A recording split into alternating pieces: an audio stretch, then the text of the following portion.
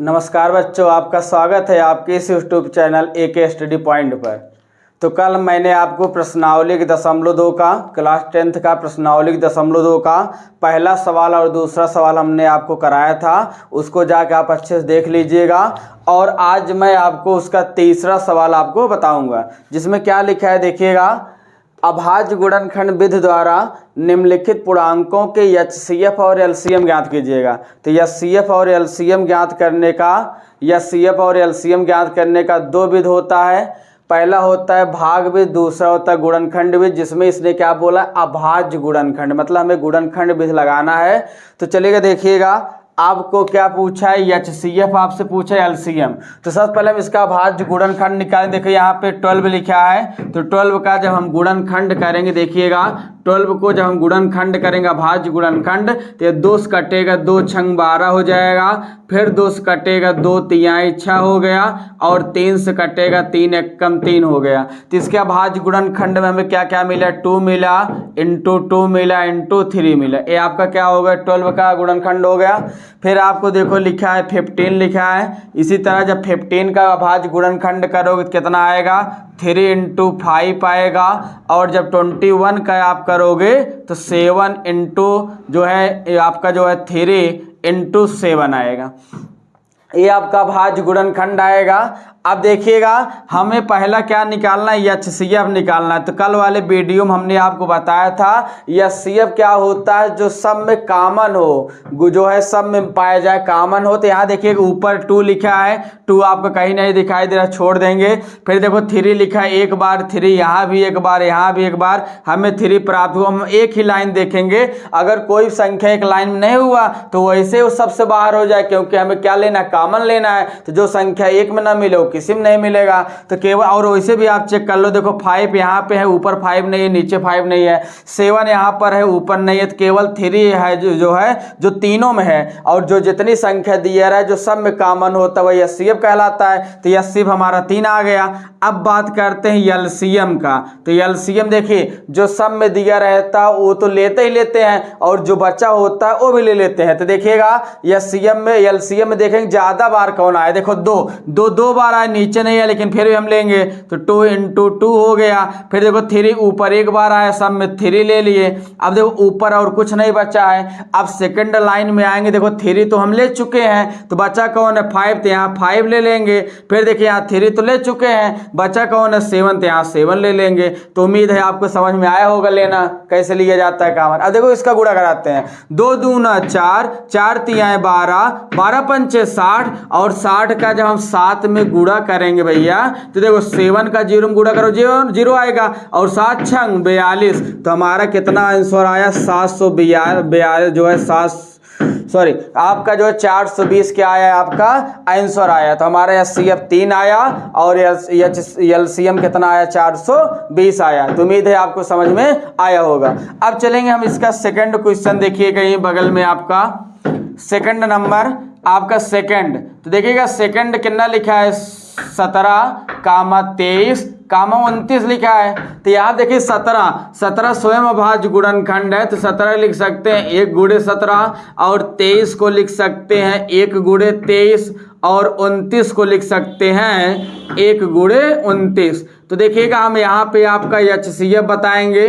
तो सुनिएगा, देखो इसमें कुछ कॉमन नहीं, तो जहाँ कुछ कॉमन ना हो, कोई संख्या कॉमन ना हो, उसका HCF 1 होता, याद रखिएगा। तो यहाँ पे HCF 1 हो गया। और बात किया जाए LCM का, तो LCM में देखो सबका मल्टीप्लाई कर लो। तो देखो यहाँ पे 17 है, और यहाँ पे 23 है, और यहाँ पे 29 है। तो जब इन तीनों संख्याओं का आप गुणा करोगे तो आएगा 11,339 आएगा।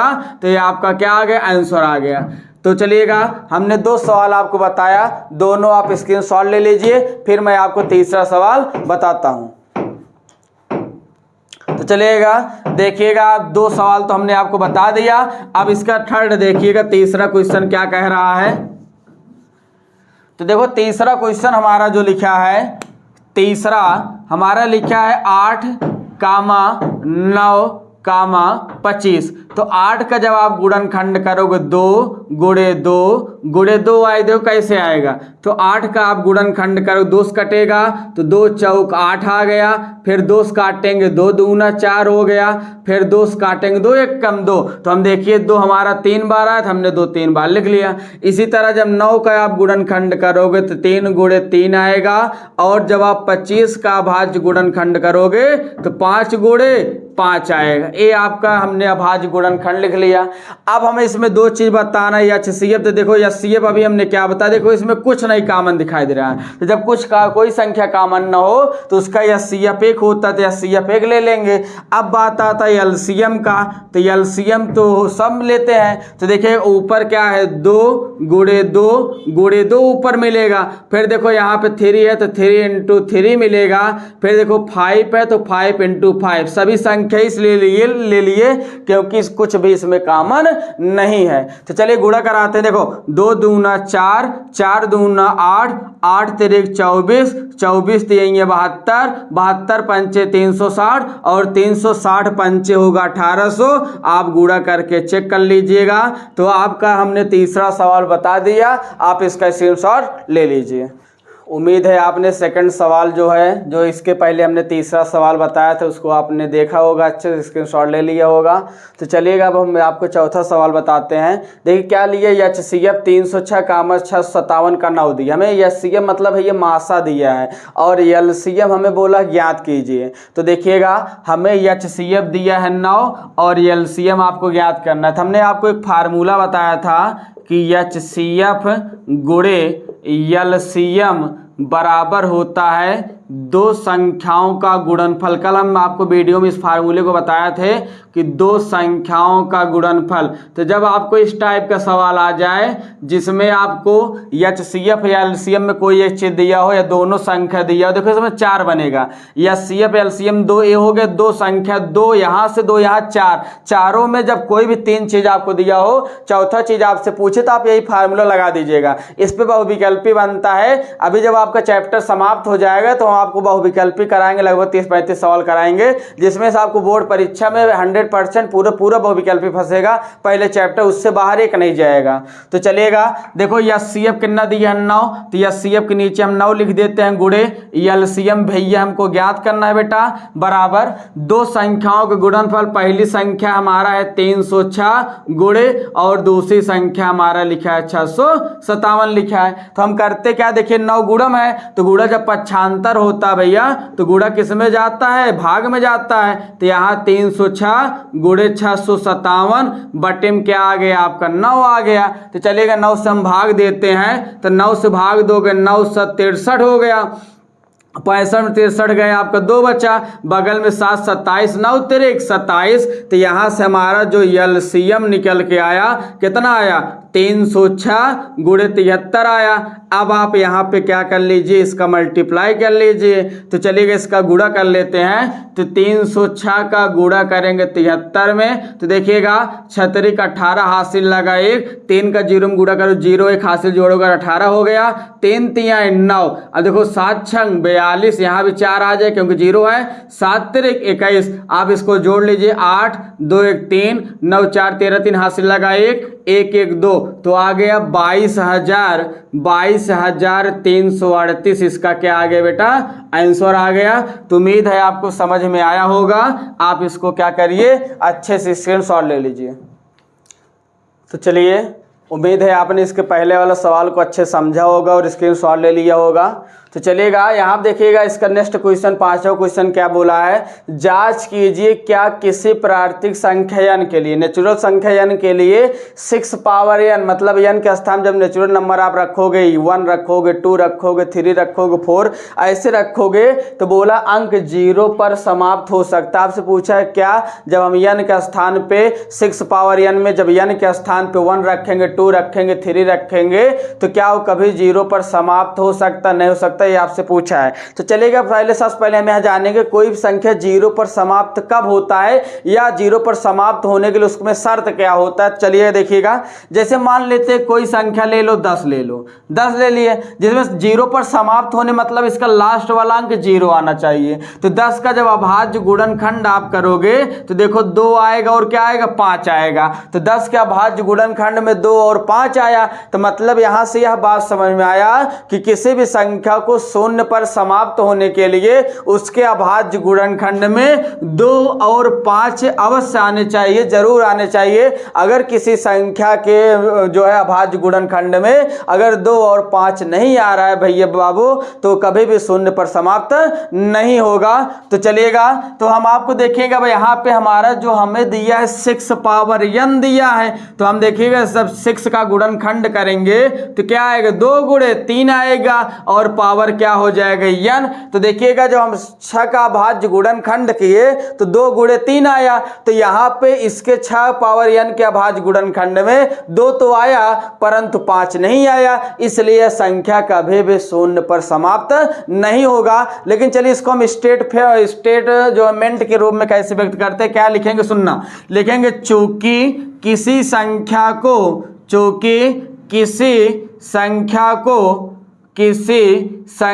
को 0 पर समाप्त होने के लिए 0 पर समाप्त होने के लिए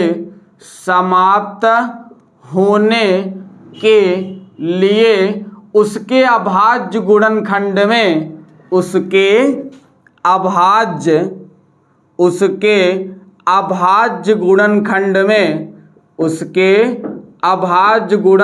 में 2 और 5 होने चाहिए, 2 और 5 होने चाहिए, जबकि 6 पावर n इक्वल टू 2 गुणे 3 होल पावर n में 2 तो या ऐसा बोल सकते हो 6 पावर n के अभाज्य गुणनखंड में के अभाज्य गुणनखंड में 2 तो है परंतु 5 नहीं है, अतः 6 पावर n कभी भी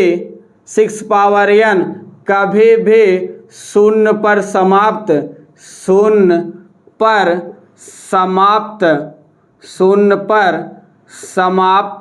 नहीं होगा। तो वही हमसे पूछा था कि बताइए 6 पावर n कभी भी 0 पर समाप्त होगा कि नहीं होगा, तो हमें क्या रिजल्ट मिला कि 6 पावर n कभी भी 0 पर समाप्त नहीं होगा। तो उम्मीद है आपको समझ में आया हो, इसको अच्छे से स्क्रीनशॉट ले लीजिए। तो चलिएगा, इसके पहले वाले सवाल आप जो अच्छे समझे भी होंगे और स्क्रीनशॉट ले लिए होंगे। चलिएगा नेक्स्ट क्वेश्चन देखिएगा, बोला व्याख्या कीजिए, व्याख्या मतलब होता है उसके बारे में बताना। बताइए कि 7 गुणे 11 गुणे 13 धन 13 और 7 गुणे 6 गुणे 5 गुणे 4 गुणे 3 गुणे 2 गुणे 1 धन 5 भाज्य संख्याएं क्यों हैं, आपको यही क्या करना है, बताना है। तो चलिएगा हम पहले इसको बताते हैं। तो देखिएगा 7 गुणे 11 गुणे 13 धन 13, यही लिखा है, धन 13 जो है आपका भाज्य संख्या क्या है। तो आप अगर देखो यहाँ से लेकर यहाँ तक एक संख्या कहलाए क्योंकि गुणम है, और 13 अलग संख्या है, तो इसमें भी 13 यहाँ भी 13, तो हम 13 अगर कॉमन लेते हैं, अगर हम 13 कॉमन ले लेंगे तो यहाँ भैया क्या बचा, 7 बचा, और क्या बचा 11, और देखो 13 तो बाहर चला गया, फिर देखो धन, और यहाँ जब 13 बाहर गए तो अलग वैल्यू है, तो किसी संख्या में जब वही संख्या बाहर निकाल लेते तो वहाँ 1 बचता है, तो यहाँ 1 बच जाएगा। अब देखो 13 हो गया और यहाँ 11 सते 77 हो गया, धन 1 हो गया, और ये आया 13 गुणे 78 आया। अब देखो आपको भाज्य और अभाज्य परिभाषा बताया गया होगा, वे प्राकृतिक संख्याएं जो 1 या स्वयं के अलावा किसी और संख्या से विभाजित हो जाती है तो वह संख्या भाज्य कहलाता है। तो देखिएगा 78 जो है 13 से विभाजित हो रहा है, यह संख्या क्या कहलाएगी, भाज्य संख्या कहलाएगी। तो हम यहाँ लिख देंगे ए भाज्य संख्याएं हैं, ए भाज्य संख्याएं हैं। ये कैसी संख्याएं हैं, भाज्य संख्याएं हैं। और आपको अभाज्य संख्या क्या होता है, भाज्य संख्या क्या होता है, ये सब आप जो है हमारी पहला वीडियो और दूसरे वीडियो इस चैप्टर का बेसिक जाकर अच्छे से देख लीजिएगा। उसके बाद जो है इसका सेकंड देखिएगा, सेकंड पार्ट इसमें क्या दिया है, 7 गुणे 6 गुणे 5 गुणे 4 गुणे 3 गुणे 2 गुणे 1 धन 5 लिखा है। तो देखिए जहां तक गुणा में वो आपका एक पद कहलाएगा और 5 आपका अलग पद है। तो देखो यहां भी 5 दिया, यहां भी 5 दिया है, तो हम 5 कॉमन ले लेते हैं। तो अगर हम 5 कॉमन ले लेंगे तो यहां बचेगा 7 गुणे 6, देखो 5 तो बाहर चला गया, तो यहां बचा 4 गुणे 3 गुणे 2 गुणे 1 धन, और जब यहां से 5 बाहर गए तो यहां 1 बचेगा। क्यों? क्योंकि किसी संख्या में जब वही संख्या निकालते हैं तो 1 बचता है। तो देखो यहां आपका ये 5 आ गया, इसका गुणा कर लो। देखिएगा यहां से 7 छंग 42 और 42 जो है चौका आपका हो जाएगा 42। जब आप चौका करोगे तो 168 आएगा।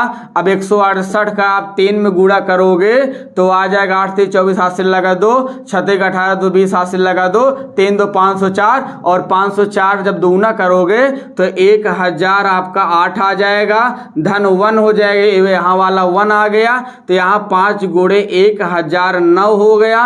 अब देखिएगा 1000 जो 9 आया है वह 5 से गुणा में है, और कोई चीज अगर गुणा में होता तो भाज्य कहलाता है। तो यहां लिखेंगे ए संख्याएं, ए भाज्य संख्याएं हैं, ए भाज्य संख्याएं हैं। उम्मीद है आपको अच्छे समझ में आया होगा। आप इसे स्क्रीनशॉट ले लीजिए। देखिए इसके पहले छठा सवाल आपने अच्छे समझा होगा। अब प्रश्नावली 1.2 का अंतिम सवाल आप देखेंगे।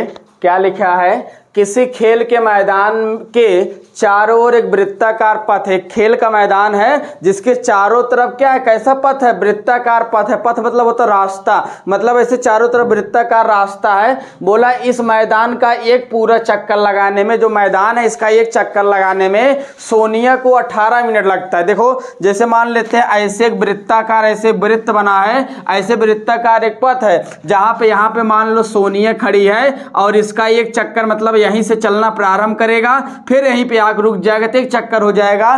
तो एक चक्कर लगाने में सोनिया को 18 मिनट लगता है, जबकि इसी मैदान का एक चक्कर लगाने में रवि को 12 मिनट लगता है। मतलब जब रवि यहीं पर खड़ा होगा तो रवि एक चक्कर लगाएगा, आर मतलब हो गया रवि, जब एक चक्कर लगाएगा तो उसे एक चक्कर लगाने में 12 मिनट लगेगा।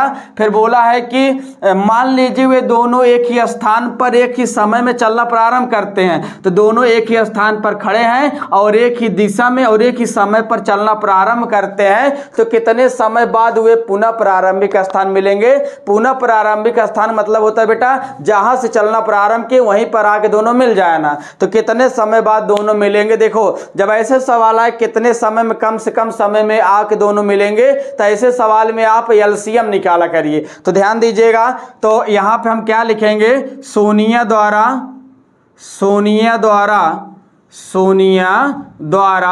एक चक्कर लगाने में, सोनिया द्वारा एक चक्कर लगाने में लगा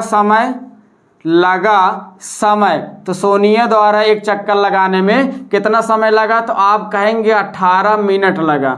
इसी प्रकार रवि द्वारा एक चक्कर लगाने में कितना समय लगा, तो आप बोलोगे 12 मिनट लगा। हमने क्या बोला कि इन दोनों का आप एलसीएम ले लीजिए। तो 18 का जब आप अभाज्य गुणनखंड निकालेंगे तो आएगा 2 गुणे 3 आएगा, और जब आप 12 का गुणनखंड करोगे तो 2 गुणे 3 आएगा।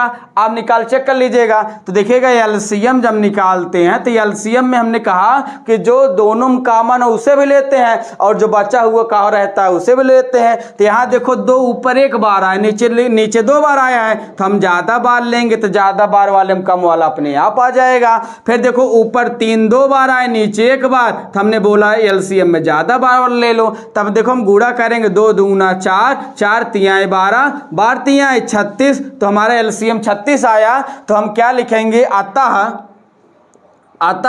सोनिया और रवि 36 मिनट के पश्चात 36 मिनट के बाद पुनः प्रारंभिक स्थान प्रारंभिक स्थान पर पुनः प्रारंभिक स्थान पर मिलेंगे। अब देखो ये तो हम आपको हल करके बता दिया। अब आपको अगर डायरेक्ट बताना हो इस सवाल को बिना हल किए हुए बताना हो तो देखो फिर भी आप बता सकते। देखो सुनना कैसे, ध्यान देना अच्छे से हमारी बातों को। देखो यहाँ पे मान लो सोनिया चलना प्रारंभ किया, एक चक्कर लगाया सोनिया, कितना मिनट में लगाया? 18 मिनट में। और रवि एक चक्कर लगाया कितने मिनट में? 12। तो देखिएगा सोनिया एक चक्कर लगाया 18 मिनट में, फिर यहाँ पहुंची सोनिया, फिर सोनिया चलती रही, फिर एक चक्कर लगाई, तो फिर एक चक्कर लगाने फिर उसे 18 मिनट लगा होगा। तो 18 कितना मिनट लगा? 36 मिनट लगा।